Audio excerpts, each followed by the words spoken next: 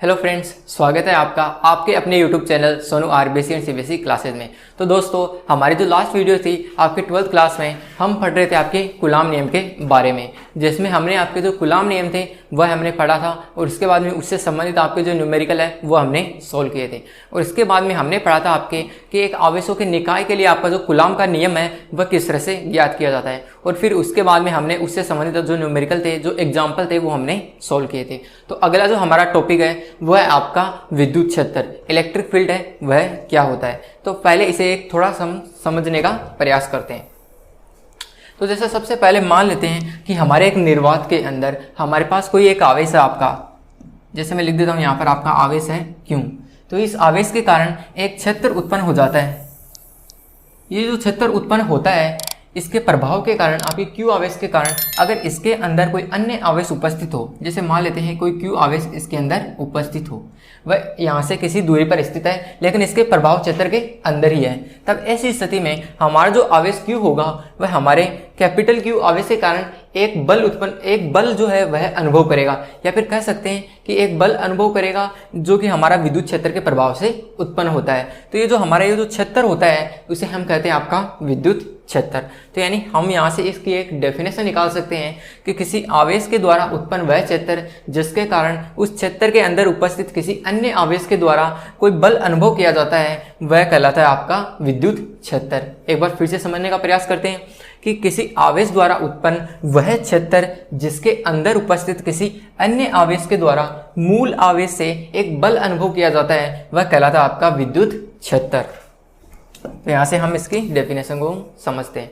तो किसी आवेश द्वारा उत्पन्न व प्रभावित क्षेत्र जिसके अंदर उपस्थित किसी अन्य आवेश पर मूल आवेश के कारण एक बल अनुभव किया जाता है वह विद्युत क्षेत्र कहलाता है। तो ये हमने यहाँ पर जाना।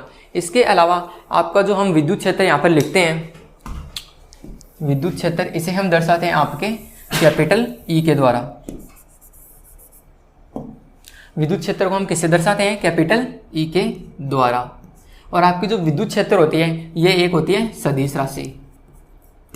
कैसी राशि होती है? सदिश राशि होती है।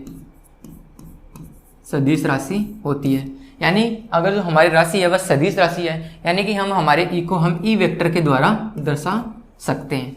तो ये हमारी विद्युत जो क्षेत्र होता है इसे हम ई के द्वारा दर्शाते हैं और यह एक सदिश राशि होती है।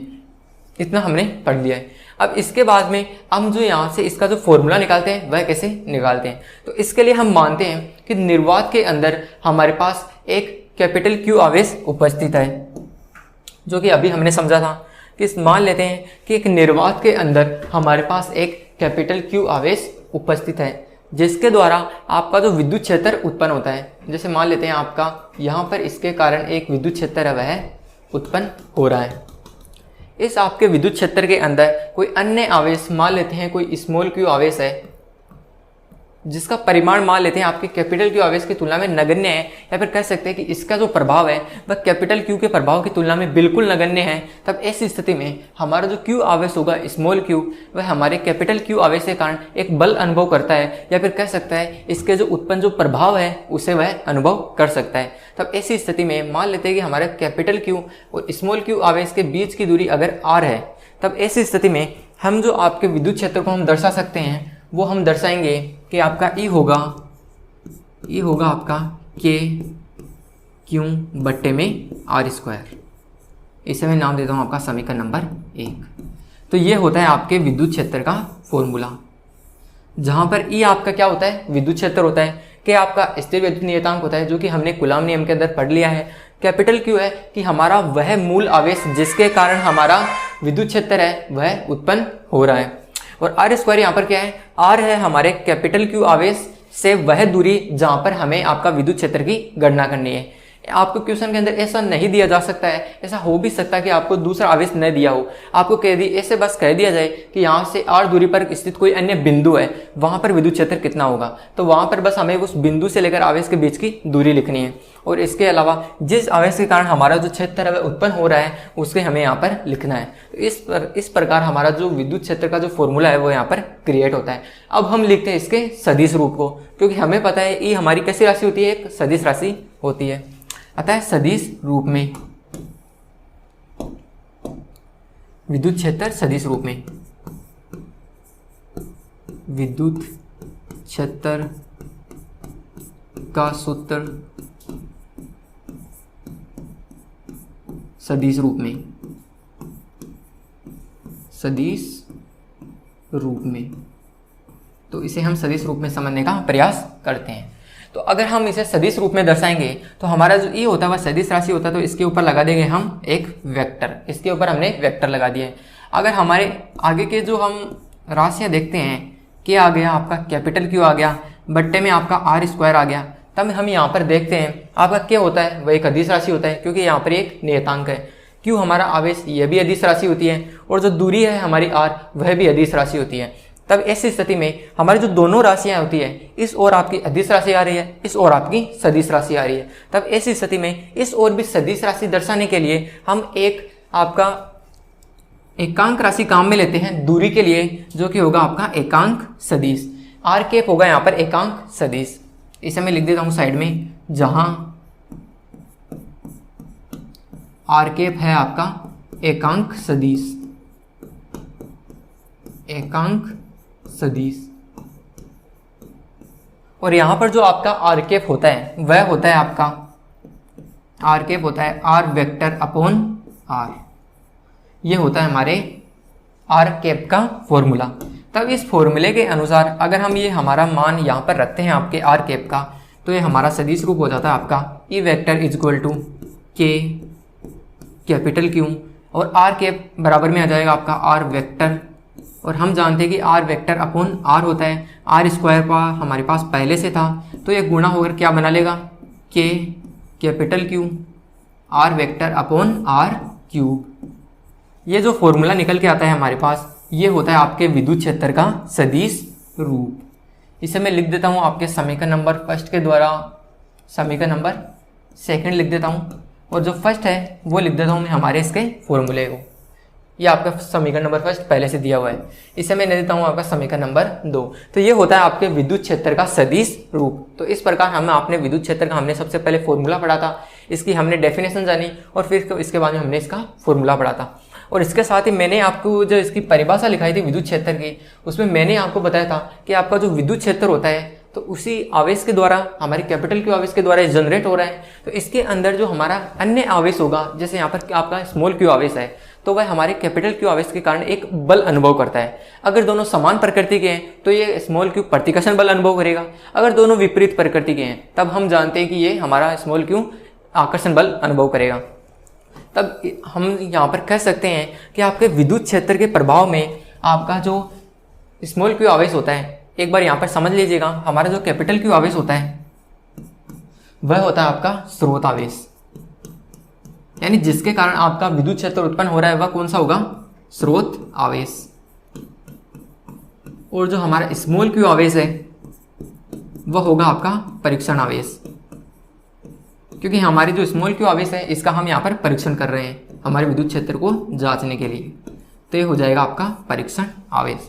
तब ऐसे स्थिति में आपके स्रोत आवेश के द्वारा उत्पन्न विद्युत क्षेत्र के अंदर परीक्षण आवेश के द्वारा अगर कोई बल अनुभव किया जाता है तो उसे हम कहते हैं आपका विद्युत बल। आपके जो विद्युत बल का जो फॉर्मूला होता है वह होता है, इसे मैं लिख देता हूं, क्यू के द्वारा उत्पन्न, कैपिटल क्यू के द्वारा उत्पन्न विद्युत क्षेत्र में स्मॉल क्यू आवेश द्वारा या परीक्षण आवेश द्वारा एक बल अनुभव किया जाता है, एक बल अनुभव किया जाता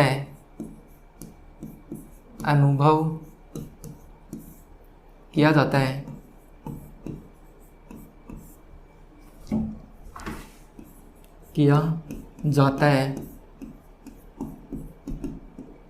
जिसे हम कहते हैं आपका विद्युत बल, जिसे विद्युत बल कहते हैं, जिसे विद्युत बल कहते हैं। तो ये होता है आपके विद्युत बल की परिभाषा। तो आपके स्मॉल जो आपका कैपिटल क्यू आपका जो स्रोत आवेश है, इसके विद्युत क्षेत्र के कारण आपके परीक्षण आवेश पर एक बल अनुभव किया जाता है जो कि होता है आपका विद्युत बल।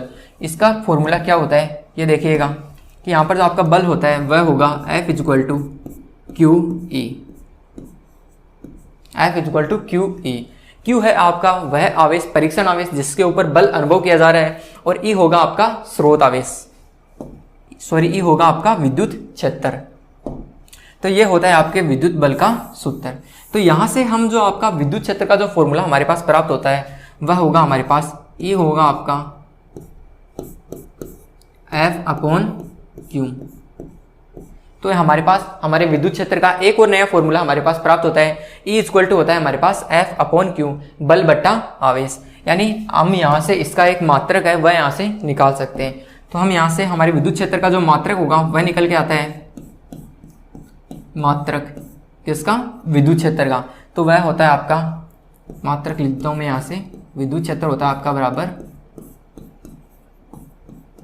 विद्युत क्षेत्र का मात्रक, वह होगा यहाँ से आपके बल का आपका मात्रक होता है न्यूटन और आवेश का होता है आपका कूलाम। तो यहाँ से आपका मात्रक निकल के आता है न्यूटन पर कूलाम। तो ये आपका जो मात्रक है वह यहाँ से निकल कर आता है। तो ये होता है आपका विद्युत क्षेत्र। हमने पढ़ा है कि हमारे विद्युत क्षेत्र के द्वारा हमारे परीक्षण आवेश के ऊपर एक बल अनुभव किया जाता है जो कि होता है आपका विद्युत बल, जिसका हमने फॉर्मूला लिखा है कि F इक्वल टू होता है आपका क्यू ई। तो यहाँ से हमने ई का मान निकाला है जो कि होगा F अपॉन क्यू, न्यूटन पर कूलाम, इसका मात्रक हम यहाँ से निकालते हैं। ये हमने हमारे विद्युत क्षेत्र का सदिश रूप निकाल लिया है, और इसके अलावा मैंने यहाँ पर इसको डायग्राम के द्वारा समझाया गया है, और इसके जो सदिश राशि होती है वो हमने इसके लिखा है। ये हमने डेफिनेशन इसके अंदर जानी है। तो हमने यहाँ से हम आगे लिखना शुरू करते हैं कि माना कि निर्वात के अंदर एक बिंदु आवेश आपका कैपिटल क्यू है, जिससे r दूरी पर स्थित कोई अन्य आवेश स्मॉल क्यू है, जो कि हमने अभी डायग्राम के अंदर समझा है। आवेश क्यू के कारण r दूरी पर स्थित आवेश पर अनुभव किया जाने वाला विद्युत क्षेत्र। और फिर इसके बाद में हमने ये जो फॉर्मूला है आपका E इक्वल टू के क्यू अपॉन आर स्क्वायर, ये हमने लिखा है। ये फॉर्मूला हमारे पास यहाँ से निकल के आता है। और जहाँ से मैंने आपको बताया था कैपिटल क्यू होता है हमारे पास स्रोत आवेश और स्मॉल क्यू होता है आपका परीक्षण आवेश। इसके बाद में मैंने आपको बताया था कि आपको जो विद्युत क्षेत्र होता है वह एक सदिश राशि होती है। इसका सदिश रूप वह इस तरह से होता है, ई वेक्टर होता है आपका के क्यू अपॉन आर कैप हो जाएगा यहाँ पर आर कैप बटे आर स्क्वायर। तो यहाँ से जो आपका आर कैप होता है वह हम जानते हैं क्या होगा, R vector upon R cube. तो इस तरह से हमने इसके सदिश रूप हमने निकाल लिया है। फिर हमने पढ़ा आपके विद्युत क्षेत्र ए के प्रभाव में आपके परीक्षण आवेश के ऊपर एक बल अनुभव किया जाता है। वह कौन सा बल होता है, आपका विद्युत बल होता है। फिर हमने इसका सूत्र पढ़ा था, क्या होता है, F equal to Q E, दोनों गुणा के अंदर होते हैं। फिर हमने यहाँ पर इसका जो सूत्र है वह हमने व्युत्पत्ति किया था। यहाँ से हमने इसका सूत्र निकाला है आपके विद्युत क्षेत्र का SI मात्रक, या फिर जो हमारा मात्रक निकल के आता है वो क्या निकल के आता है, F अपॉन क्यू, अर्थात न्यूटन पर कूलाम होगा। इसके बाद में आपके विद्युत क्षेत्र से संबंधित दो महत्वपूर्ण पॉइंट आते हैं हमारे पास, जो कि होता है कि हमारे आवेश क्यू होता है। जैसे कि हम सबसे पहले डायग्राम के अंदर समझने का प्रयास करते हैं कि जैसे हमारा ये जो डायग्राम है इसके अंदर हम देख पा रहे हैं आपका जो स्रोत आवेश है कैपिटल क्यू, इसके द्वारा जो विद्युत क्षेत्र उत्पन्न हो रहा है, इसके अंदर आपका जो परीक्षण आवेश है इसके ऊपर एक बल अनुभव किया जा रहा है। लेकिन ऐसा ही थोड़ी है, अगर हमारा जो क्यू होगा इसके द्वारा भी विद्युत क्षेत्र उत्पन्न होगा और इसके द्वारा भी आपके कैपिटल क्यू पर बल लगाया जा सकता है। यह भी आपका प्रतिकर्षण बल लगाएगा या फिर आकर्षण बल लगाएगा। जब ऐसी स्थिति में हम केवल आपके कैपिटल क्यू को अधिक महत्व देते हुए हमारा जो स्मॉल क्यू जो परीक्षण आवेश है इसके मान को हम नगण्य मान लेते हैं, या फिर इसके मान को इतना कम मान लेते हैं कि हमारे कैपिटल क्यू की तुलना में यह नगण्य हो जाता है। तो ये बात हमें ध्यान में रखने की जरूरत है। तो यही हमारे पास कहा गया है कि आवेश क्यू द्वारा प्रभावित क्षेत्र में क्यू पर अनुभव किए जाने वाले बल के अनुभव को दर्शाने के लिए क्यू को उपेक्षणीय छोटा बनाया जाता है, यानी इसे हमारे कैपिटल क्यू की तुलना में बहुत छोटा बनाया जाता है ताकि इसके प्रभाव को हम नगण्य मान सकते हैं। इसे हम दर्शाते हैं आपके, जैसे हम इसे दर्शाएंगे आपके ई होगा आपका F equal to Q E. तो ये होता है आपका F अपॉन क्यू। तो यहां से हम आपके स्मॉल क्यू को नगण्य दर्शाने के लिए क्या लिखेंगे,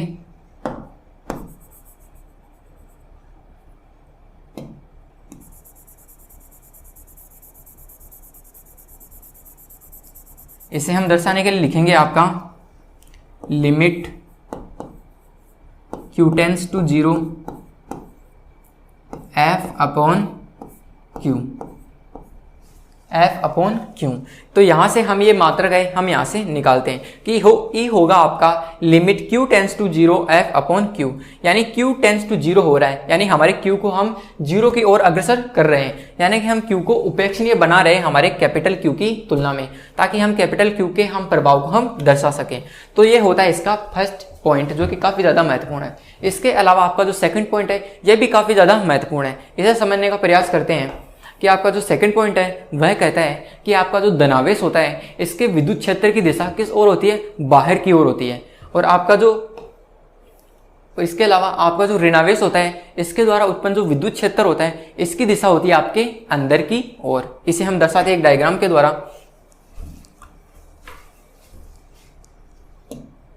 जैसे कि मान लेते हैं हमारे पास ये कोई धनात्मक आवेश है, प्लस Q आवेश है, तो इसके द्वारा आपका जो विद्युत क्षेत्र होगा इसके द्वारा निकलने वाली जो दिशा होगी वह होगी बाहर की ओर, यानी इसके द्वारा जो विद्युत क्षेत्र की जो दिशा होगी वह होगी बाहर की ओर।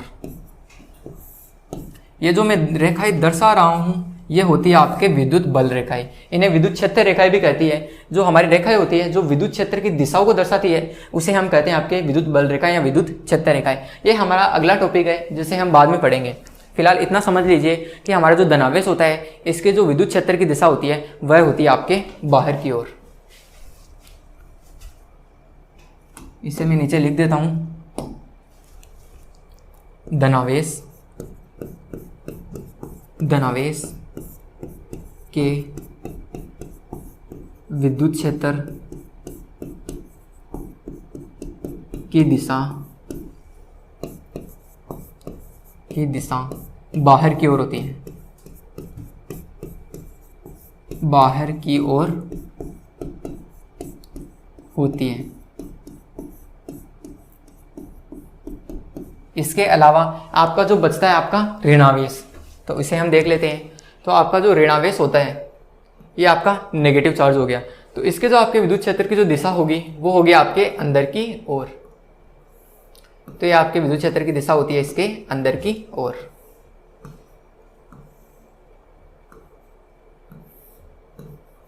ये मैंने विद्युत क्षेत्र की दिशा दर्शा दी आपके अंदर की ओर। ये जो रेखाएं है वो मैंने क्या बताई थी आपको, विद्युत बल रेखाएं। तो यहां पर मैं लिख देता हूं कि ऋणावेश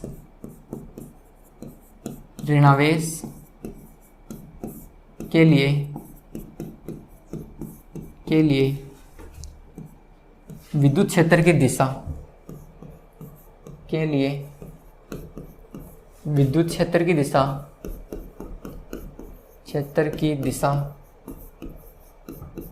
अंदर की ओर होती है,